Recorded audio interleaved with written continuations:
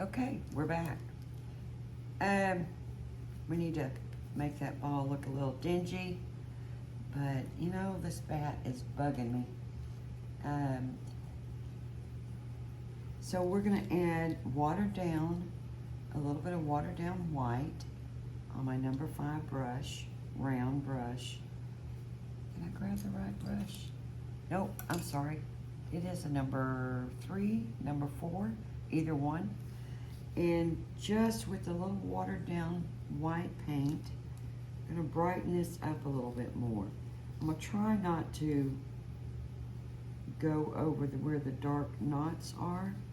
Don't wanna lose that, but just a little sketchy. That's all you're doing. It's little, fast little strokes.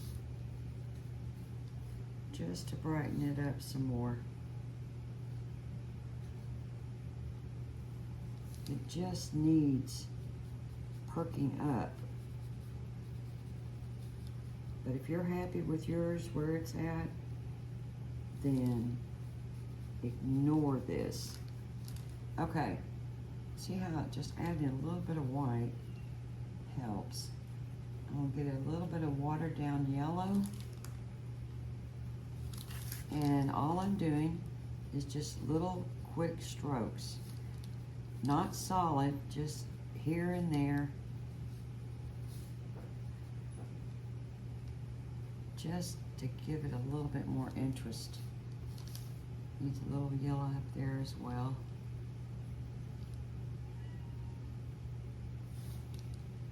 A little bit over here on this side. Watered down yellow. That's all I'm using. Little fast strokes. Trying to avoid the kind of the knot hole look, so we don't lose that, because that gives it a little bit more depth, I think. Yeah, that brightened it up quite a bit. Watered down white. Let's just touch at the very top up here. It's like you're giving it a little bit more of a highlight before it dries. I'm gonna wash off my brush and just play with that white a little bit. Try not to lose the center, which all that is when you paint it up here at the top, you're just leaving a swirl.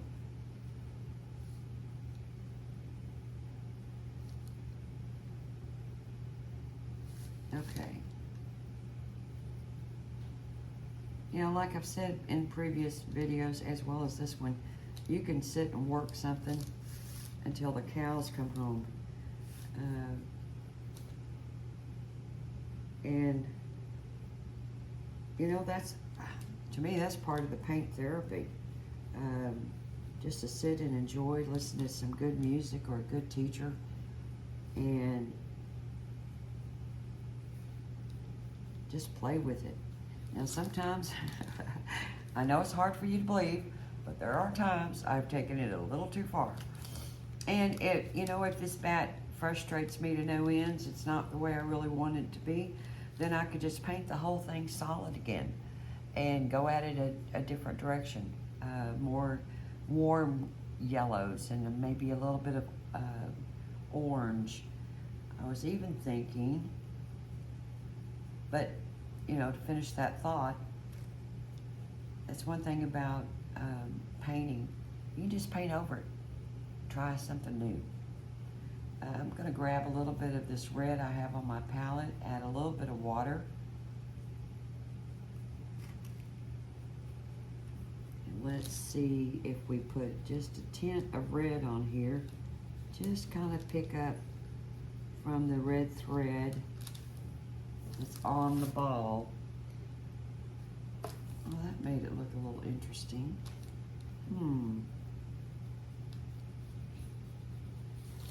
Just a little bit.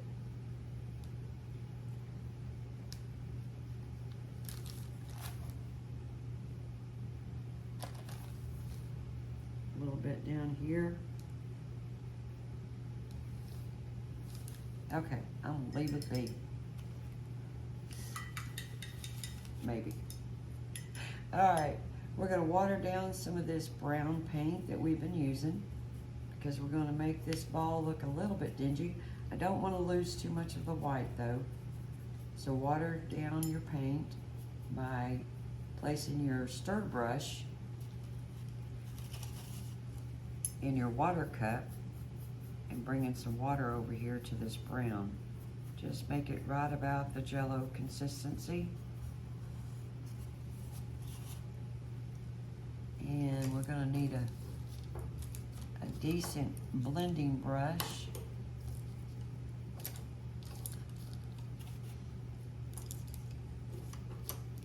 There we are. Kind of my medium size blending brush is what I'm gonna use. Make sure it's damp, and of course no dripping water on here. Grabbing a little bit of that brown and just touch on that ball. Uh-oh. Dinner's done. We're gonna touch on that ball. Wet your brush down again, and let's move that ever so slightly.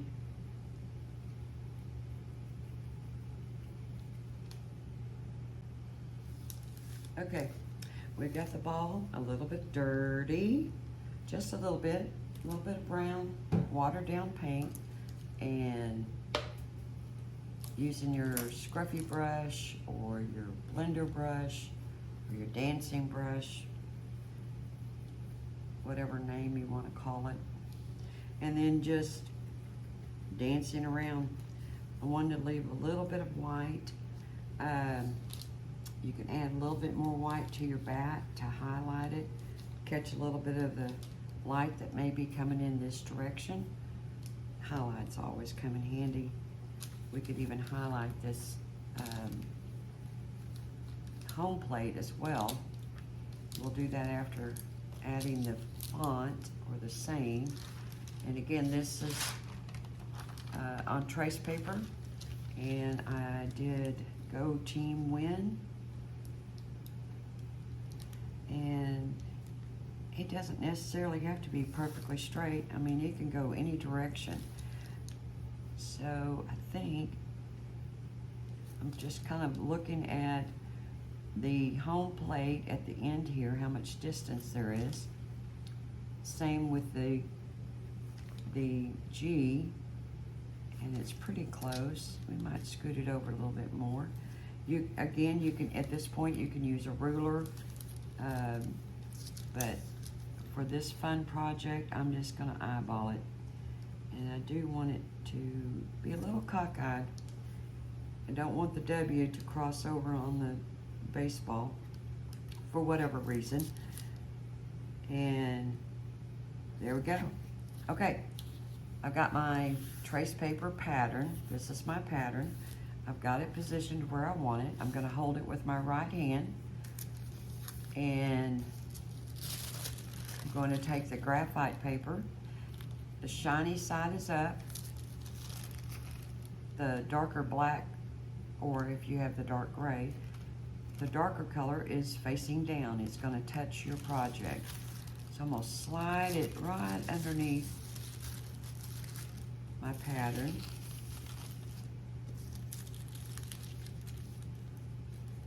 Good. It's going to cover those.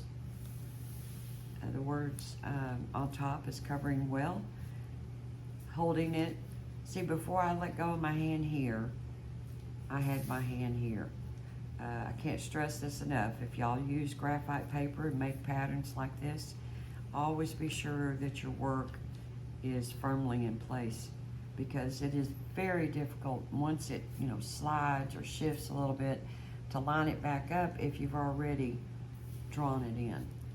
Okay, using my stylus, and again, you can use a pencil, a number 2 pencil. It works very well. I'm going to use my stylus and go over the lettering.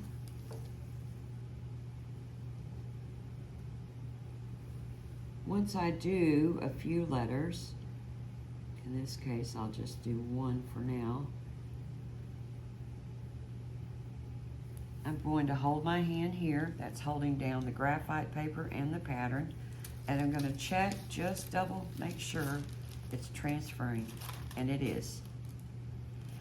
You always want to do that as well. Only reason, trust me, I learned the hard way so many times. Okay, we're going to carry on, transfer the letters over, and of course, again, if you can freehand letters, that's fantastic. I can at times, especially small projects. I don't have a problem with it. Larger projects, this size or larger, I much rather use a pattern. All right, if another little tip, if I had to step away right now, I'm midway through.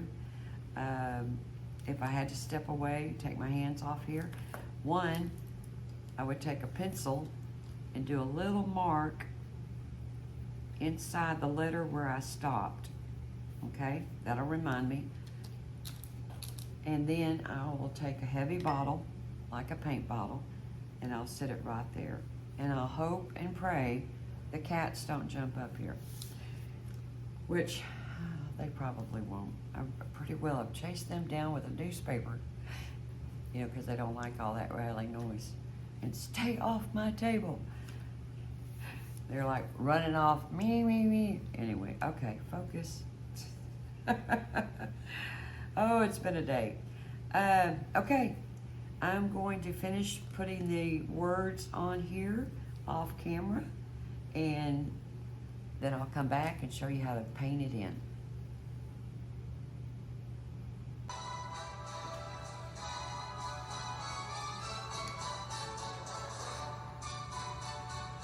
Okay, we're on. Don't you love that song? All right, I transferred my statement onto the home plate, home base. And now I'm just gonna use my liner brush.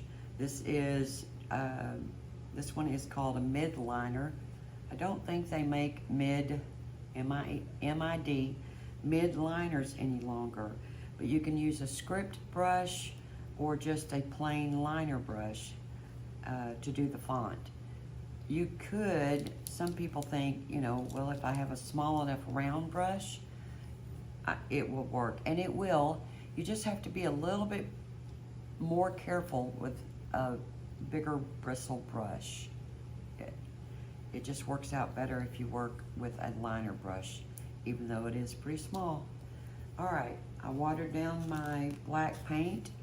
It is, I would say, a thin gravy. The consistency of a thin gravy. And when you load your liner brush, again, you're going to twirl it off. And make sure you don't have any, and I'm seeing a little water drip right there.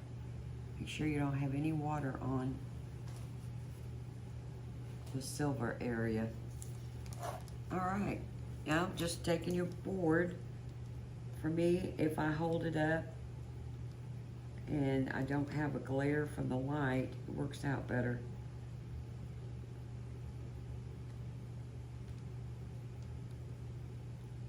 So basically, a lot of the times I just outline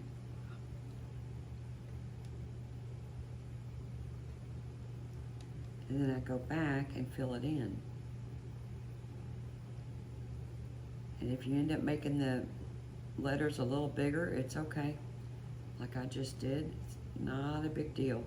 Again, this is just a fun project. Doesn't have to be absolutely perfect. Well, at least that's what I tell myself.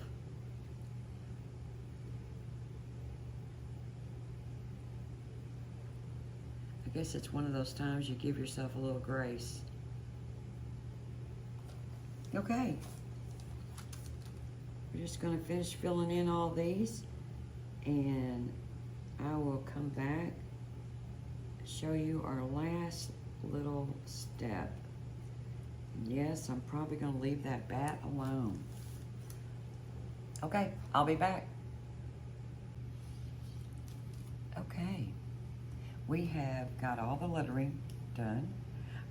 And I ended up having to go over the font twice, over the words twice. The black, the off-brand type black I'm using, it's a good paint, it's decent. It just does not do full coverage the first time. But like Delta Ceramic Coat in the black, it covers the first time. You don't have to go back over it again.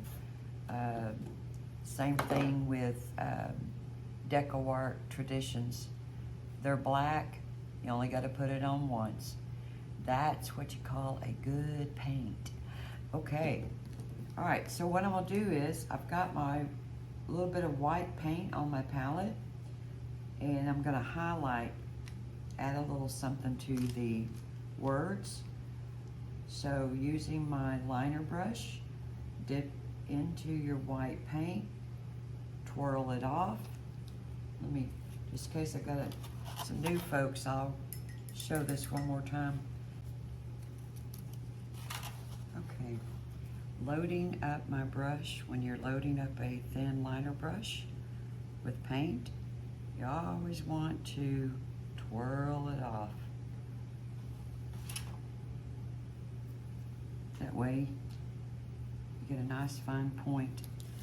All I'm going to do is just go over a little bit of the letters, just to give it a little something extra. Loading up my paintbrush, twirling it off.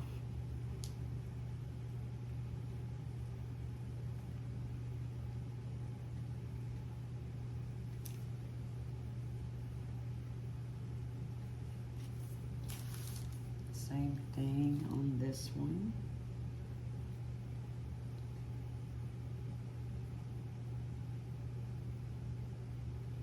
Give it a little extra something. And you can do way more than what I'm doing here. Let's split a little bit. It's totally up to you.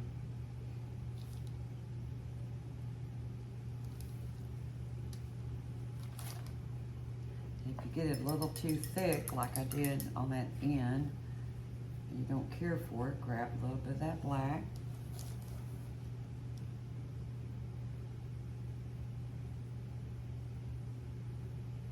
And that straightens that out real quick. Okay, almost done. The only other thing I wanted to do was just add a little something to the outline of this circle, of this sign, which is very similar to like doing stitches.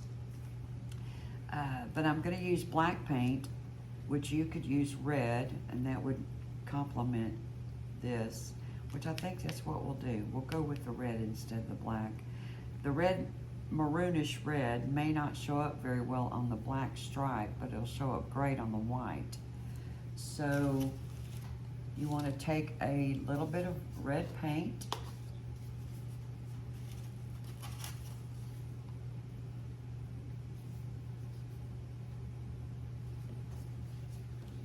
and you could add black to it to get that nice maroon color, but I think I went ahead and used the brown for the threads on the ball, so we'll just keep that same thing going. Using a little bit of water, we're going to stir that red and with the brown and make it basically a maroon color. Now we're going to make it a little thin because we're going to use our liner brush again. So adding a little bit of water, stir it around.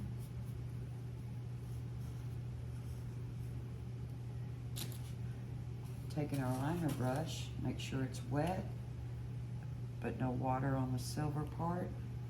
Load your brush, twirl it off. And this time we're going to do what I call, it's a stitch, but it's I call it a crazy stitch.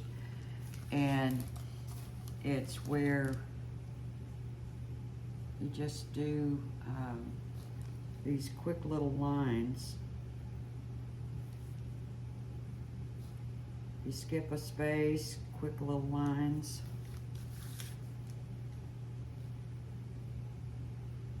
I've seen where people use these quite often to even outline their main subject on their board or their sign, and it looks pretty cool. Just quick little lines all the way around.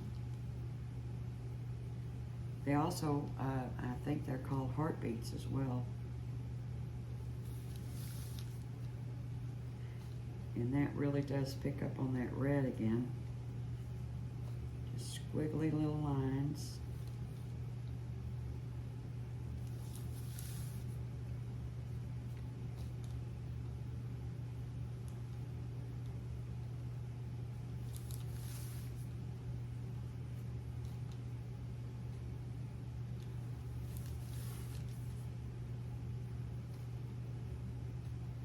Yeah, it doesn't show up near as well on the black, but that's okay.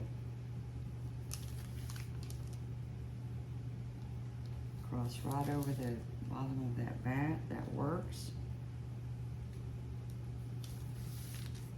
Filling up your brush, twirl it off.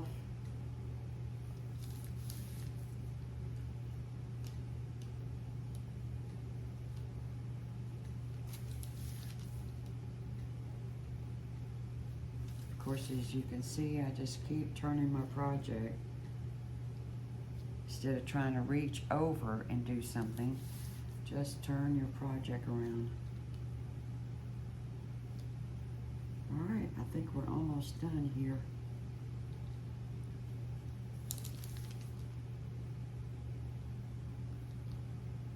And last one. And it's up to you if you want to sign a project like this. Just adds a little bit more interest to the painting.